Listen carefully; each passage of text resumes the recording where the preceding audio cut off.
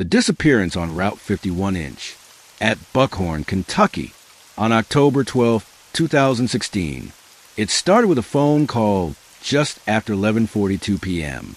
A 911 dispatcher in Franklin County answered a call from a man named Ethan Mallory, reporting his girlfriend missing. His voice was panicked, nearly unintelligible. She was right behind me. I swear to God, she was right there, and now she's gone. The woman in question was Rachel Byrd, a 27-year-old registered nurse at St. Luke's Hospital.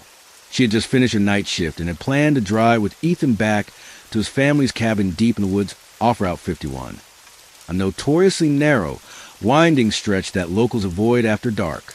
According to Ethan, they were driving in two cars because Rachel had to go straight to work the next day.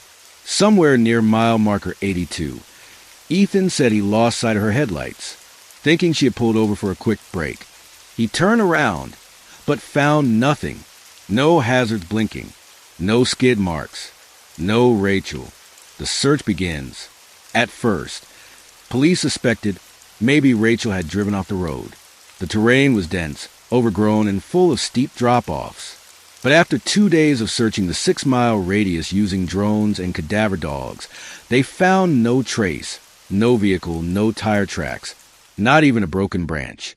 Rachel's phone pinged last at 11:37 p.m., exactly 5 minutes before Ethan's call. The location was bizarre. Not on Route 51, but nearly 2 miles off the road in the opposite direction, somewhere near a forgotten coal mining access path. Police began to wonder, why had Ethan driven ahead of her in the first place? He claimed it was Rachel's idea. She was a confident driver and wanted space after fight. Wait, what fight? Trouble beneath the surface. According to Rachel's sister, Nina Byrd, the relationship had been rocky. Ethan was possessive. He didn't like Rachel working night shifts or being around male nurses. She had mentioned breaking up with him. Twice. But each time, she backed off, saying he wouldn't take it well.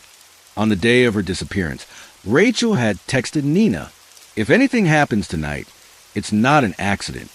The message sent chills down her spine. She showed it to investigators immediately. Suddenly, the case shifted from missing person to potential foul play. What the forest revealed. 10 days after Rachel vanished, a local hunter discovered something unusual near the mining trail. A torn, bloodied scarf tangled in the underbrush. DNA confirmed it belonged to Rachel. That same day, search crews found tire impressions, 2 sets, hidden by fallen leaves. They led to a shallow ravine. There, 20 feet down, was Rachel's Honda Civic, upside down and half submerged in murky water. But what truly disturbed investigators was this. Rachel's seatbelt was unbuckled. Her door was wide open, and she wasn't inside. The break in the case. It wasn't until November 9th, nearly a month later, that they got a break. A traffic camera at a nearby gas station, 12 miles from where Ethan claimed they had last been together, captured footage at 11:32 p.m. It showed both their cars, Rachel's following closely behind Ethan's. But here's the catch. At 11:41 p.m., Ethan's car was recorded again alone, heading back the opposite way, toward Route 51. When confronted, Ethan broke down.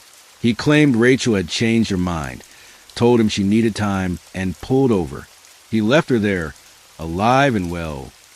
But GPS data on Rachel's phone told another story. Her movement stopped exactly where her car was found. No calls, no texts, no attempt to walk. It was as if she had been ambushed. A month later, hikers found her remains just half a mile from the crash site, partially buried in a shallow grave. Cause of death, blunt force trauma to the skull. Time of death estimated. Within 30 minutes of the 911 call. Justice or something else. Ethan Mallory was arrested on January 17th, 2017, and charged with second-degree murder. Prosecutors believed he had led Rachel off the main road on purpose, possibly under the pretense of taking a shortcut or having a private talk. They painted a picture of a man who couldn't handle rejection, who saw Rachel's independence as betrayal. When she tried to leave, he snapped. During the trial, the jury heard Rachel's haunting final message to her sister. They saw the scarf, the GPS trail, the camera footage. Ethan was convicted and sentenced to 32 years without parole. Locals still drive past mile marker 82 with a certain reverence. Some say they see strange lights in the woods. Others leave flowers there every October. But one thing remains certain. Rachel Byrd was never forgotten. And justice, though slow, found its way down that dark road off Route 51.